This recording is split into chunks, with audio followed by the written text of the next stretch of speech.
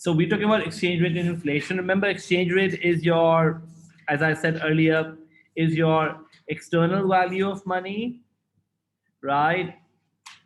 Value of money, and inflation is your internal value of money. Okay, so there's a very popular exam question that comes on this. Uh, what is the relationship between exchange rate and inflation? So this is what the discussion will be. How exchange rate and inflation, or internal value of money and external value of interrelated. And also, guys, external value of money can affect internal value of money and vice versa. Internal value of money can affect external value of money. We'll soon see that the relationship is two-way, not one way, where both of them can affect each other. So we're going to see how exchange rate affect and so on, and so how both the exchange rate affect inflation, and how inflation affects exchange rate. So first one is how um, inflation affect exchange rate. Okay, so let's write that. So if your price level goes up, guys, exports become expensive, imports become cheaper, and that results in exports to fall and imports to go up. And when exports fall, we know this, that demand for pounds will fall. And when imports go up, we know this, supply of pounds go up. Isn't that true? We talked about this, that when the exchange rate is going down, when the price level is going down, exports are becoming cheaper, imports are becoming expensive, and that in turn would mean uh, demand for pounds is going down and supply of pounds is going up. So if I see this in terms of a diagram, guys, if I see this in terms of a diagram,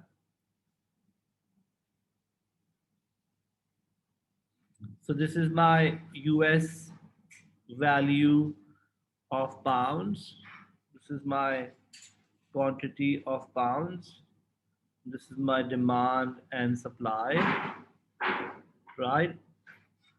And so demand is going to go down, supply is going to go up, and exchange rate is going to fall. So when the price level goes up, we saw exchange rate to go down. And as a result of this, price level goes up, exchange rate goes down, means that when the price level goes up, what happens to your internal value of money or purchasing power? Guys, what happens to your purchasing power if the price level is going down? It decreases, right? When the price level goes down, it decreases. So when the price level goes down, while your purchasing power or internal value of money is going down, even your external value of money is also going down, right? So that's one thing. So inflation can affect your external value of money. But can the exchange rate affect inflation or not? Is what we need to see. Okay. The second part of this equation is what we need to see. How can exchange rate affect, or how can external value of money can affect your inflation? Any questions about this one before we move on? Yeah, fairly straightforward. We've done this before as well, right? Let's look at the other part of the equation, which is basically how does exchange rate affects the price level. Okay, so let's look at that one. Okay, I want to put this as how price level, change in price level affects exchange rate.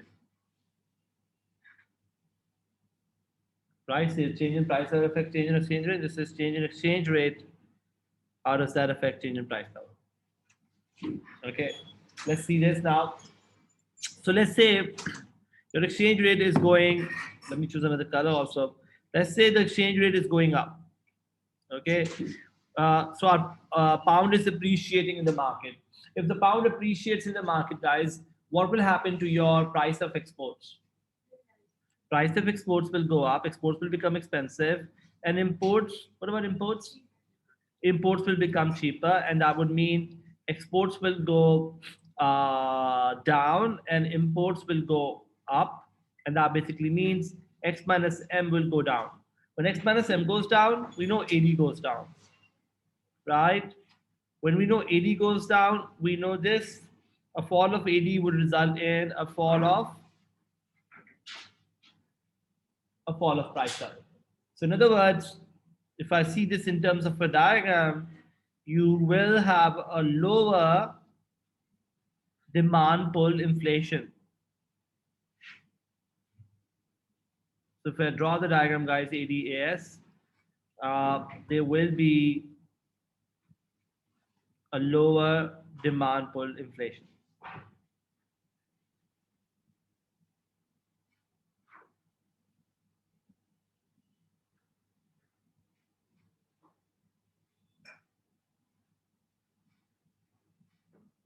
Are you all with me? Does that make sense? So your GDP is going down.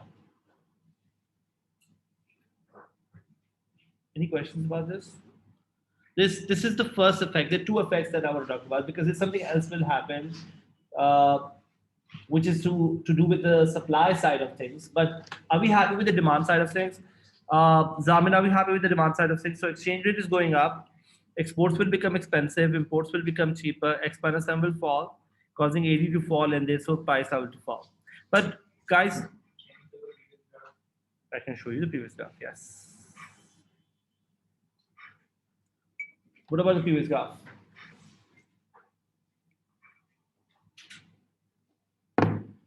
Any questions about this? Which we want to talk about is this, that when the exchange rate goes up, when the exchange rate goes up, right? We also know this, that when the exchange rate goes up, we also know this, that imports are becoming cheaper. Now, what if you're importing key inputs like raw materials or oil and so on? What will be the impact if imports are becoming cheaper and those imports are like key inputs like oil or sort of any key raw material? What will happen as a result of that? Louder. Imports will become cheaper, but basically, yes, imports will go up of key inputs like oil, etc. And what will that do, guys? Will the cost of production go down? So that's the key important point. Understand, like oil becomes cheaper, that's a big thing. So oil becomes cheaper, your cost of production will fall, and aggregate supply curve will shift up. Are you all with me? So not only there will be a lower demand pull inflation, but a stronger exchange rate can also result in a lower cost push inflation. So if you look at this, if this is AD naught, AS naught, and let's say price level currently is P naught, right? AS curve will shift to the right, causing lower price level, higher GDP. So not only, so let me write this, AS will shift out, so there will be what we call lower cost push inflation. So if somebody asks you, can we use exchange rate to control inflation? And the answer is,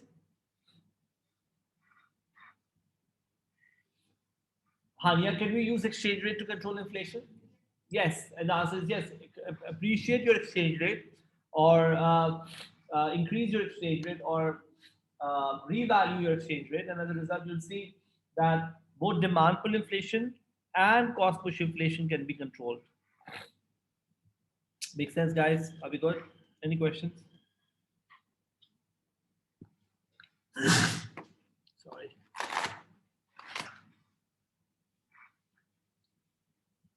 Any questions? Anyone? How are exchange rate useful or government measures to intervene in the foreign exchange market? So sometimes the government can lower the exchange rate to increase employment. How do they do that? We just saw this. If the exchange rate goes down, guys, then the exports become cheaper, imports become expensive, and that causes X minus M to go up. And if X minus M goes up, AD goes up. Isn't that true? And when the AD goes up, GDP goes up, which will mean unemployment will go down. So the first thing we can look at it is this, that if you want to, you can lower the exchange rate to increase unemployment, because that could actually make the AD go up. Similarly, you can raise the exchange rate to fight inflation. We just talked about this 2 minutes ago, that if the exchange rate goes up, AD goes down, right? Which causes the price level to go down, to demand pull inflation will be controlled.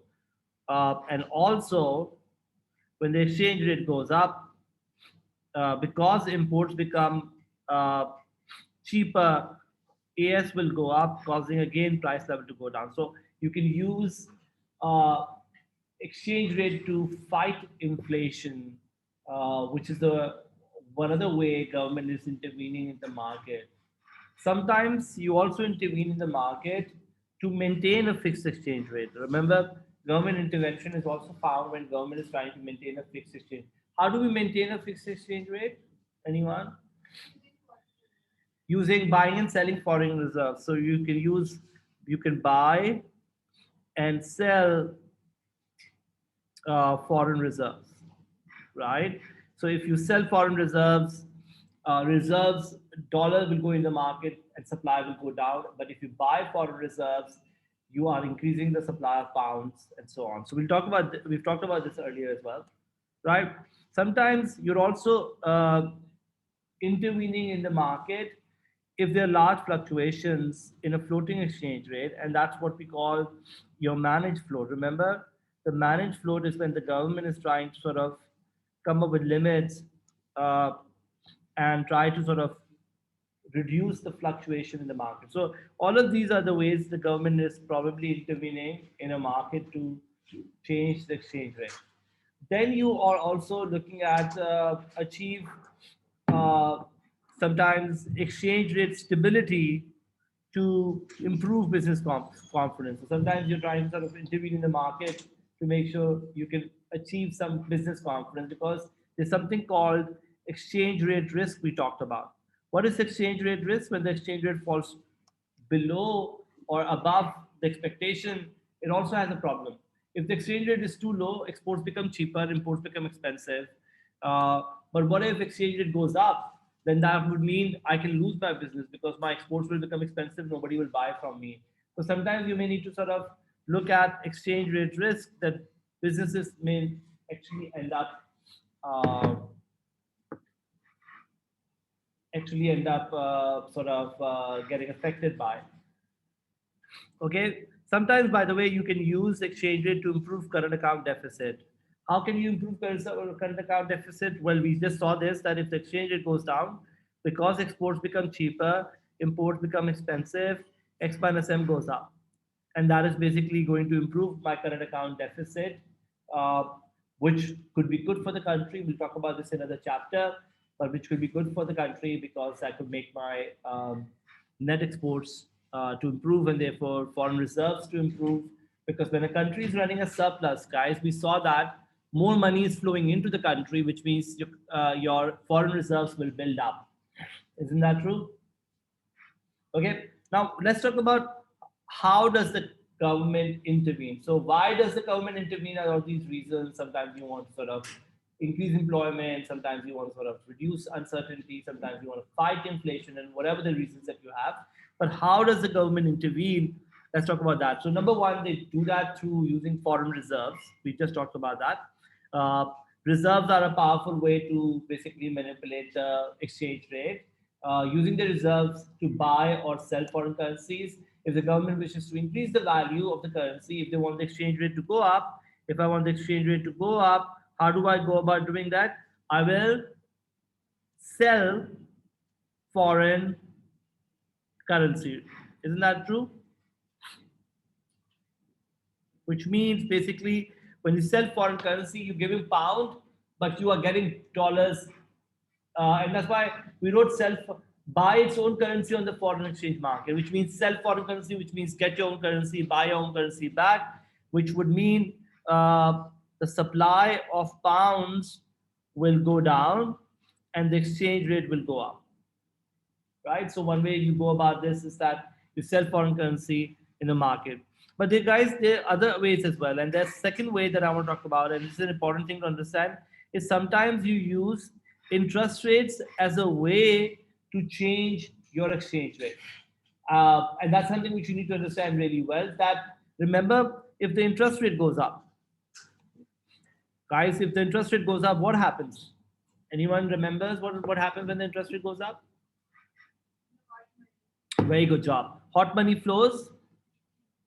Hot money flows in. Hot money flows in basically means that foreigners are depositing money in your country. At the same time, your own country's individual or residents are deciding to put more money in your country than abroad.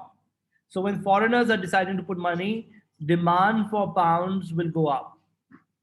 At the same time, because UK individuals are now deciding to put more money in the UK than elsewhere, supply of pounds will also go down. Remember, when you're not putting money abroad, so supply will not increase. Both of these factors would mean, if you look at my demand and supply, demand is going to go up, supply is going to go down, and that would mean my exchange rate will go up. So guys, if you see this, that when the interest rates are going up, exchange rates are going up. So one of the ways you deal with the changing the exchange rate is not through your reserves, but through interest rates.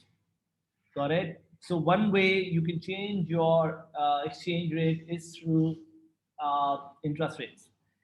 Make the interest rate go up, hot money will flow in and exchange rate will go up. Similarly, make the interest rate go down, hot money will flow out and exchange rate will fall. We don't need to use our reserves in this scenario. Make sense? The third factor or third way we go about this is this, that we sometimes also, like use borrowing from abroad. And a good sort of way to look at is headline day before yesterday, actually, or yesterday, government was seeking $500 million from IMF. And the IMF said, you know what, increase the tariffs for electricity. I think the debate is going on that they're saying that you need to generate funds from within also, because how will you make money? So they're saying increase the tariff for your electricity. I think that's the debate that's going on.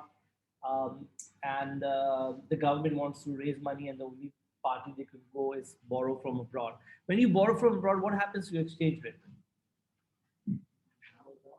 It goes down. How does it go down?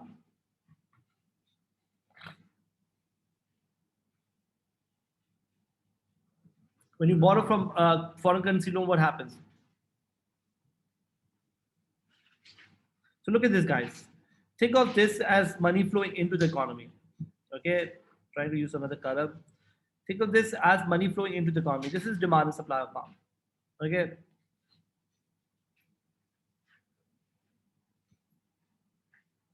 If foreign money comes into the economy, what will happen to your currency? Is will it want the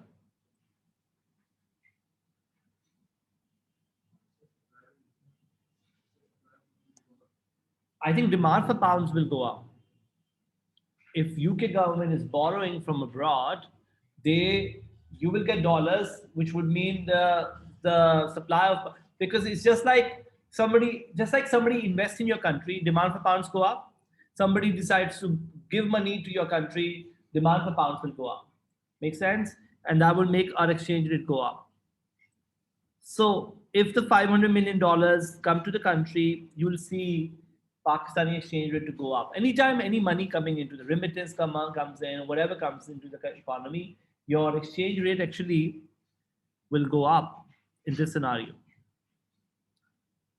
Makes sense. So another way you can make the exchange rate go up is by borrowing from abroad, which would make the demand for pounds to go up, and which will basically result in the value to go up. So if the loan comes in, you'll see right now the value is roughly 157. Yeah, 157. You might see it go to 155 or something if those 5 million pounds come through. Make sense, guys? So how does the government intervene? Three ways: either use foreign reserves, or use interest rates, or borrow money from abroad. All of these can result in exchange rate to go up. Make sense? Any questions? Okay. So tomorrow's discussion now is going to focus on two things: pros and cons of fixed versus floating exchange rate, and then we'll talk about strong versus weak currency. Okay, guys. Thank you very much.